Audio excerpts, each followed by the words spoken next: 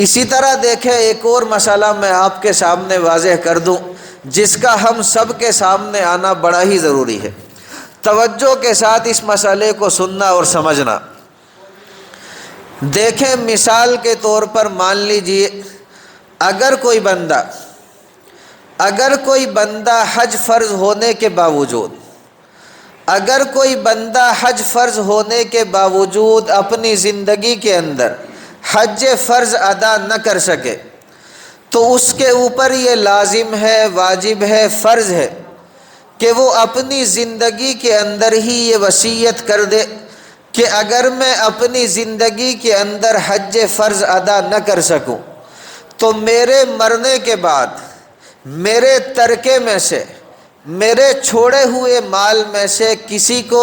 میری طرف سے حج بدل کے لیے ضرور بھیجا جائے۔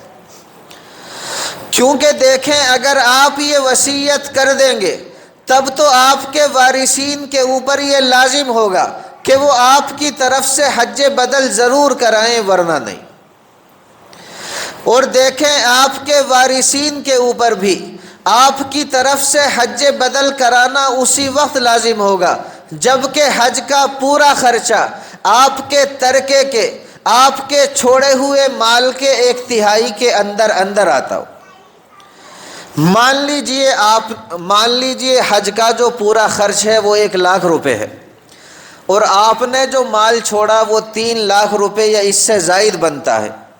اس صورت میں یہ وصیت نافذ ہو جائے گی اور آپ کے وارثین کے اوپر یہ لازم ہوگا کہ وہ آپ کی طرف سے حج بدل ضرور کرائے۔ لیکن دیکھیں اگر حج کا پورا خرچ ہے 1 لاکھ روپے اور آپ نے جو ترکہ چھوڑا، آپ نے جو مال چھوڑا وہ 3 لاکھ روپے سے کم بنتا ہے، اس صورت میں اس وصیت کا پورا کرنا آپ کے وارثین کے اوپر لازم نہیں ہوگا۔ آپ کے وارثین کے اوپر یہ لازم نہیں آئے گا کہ وہ آپ کی طرف سے حج بدل ضرور کرائے، کیونکہ یاد رکھیں شریعت کا یہ اصول ہے کہ یہ مال جو ہمارے پاس موجود ہے